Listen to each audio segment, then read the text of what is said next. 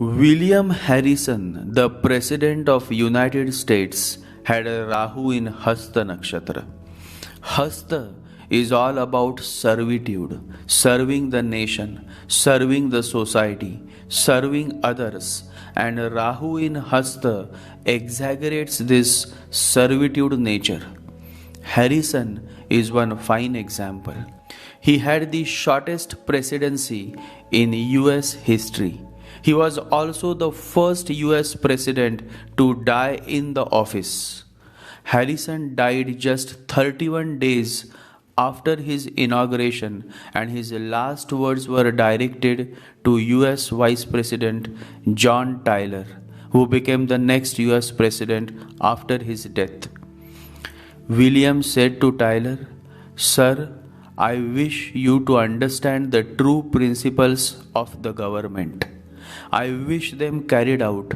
I ask nothing more." Such is the depth of Rahu in Hasta, that they want to serve the society by governing on the basis of certain principles and values. US President William Harrison died nearly penniless.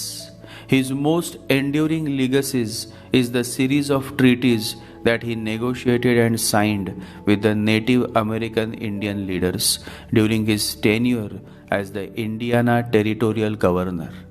Negotiation is one great skill that comes to Virgo Hasta Rahu native. These natives are good at arriving at a deal. They indeed are good deal makers. They can sense the right timing. So whether you have a Rahu or a Moon in Hasta, you are a good deal maker. You can negotiate much better than others. Remember, to be a good deal maker, you have to have three basic characteristics: timing, timing, and timing. Virgo is a sign of intellectualism, and Hasta falls in Virgo. Hasta is ruled by Moon, and so Rahu in Hasta also brings great intellectual creativity. One of the best example of Rahu Hasta's creative intellectuality is Sir Isaac Newton. Sir Isaac Newton has a Rahu in Hasta Nakshatra.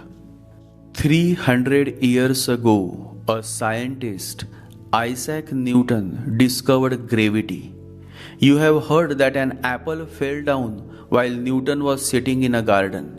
He wondered why things fell downward and never upward. Why? Why downward?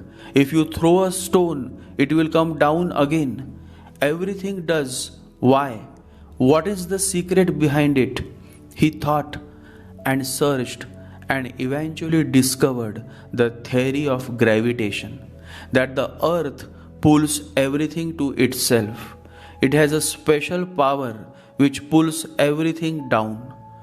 Today's science virtually is based on the foundation of his discovery. The theory of gravity became the basis of modern science. But it is necessary to remember that nothing exists in life without its opposite.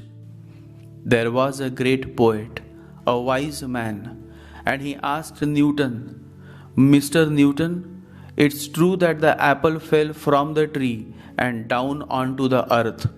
But I want to ask you one thing. Tell me, how did it get up there in the first place?" Certain trees of apple grow 120 feet high.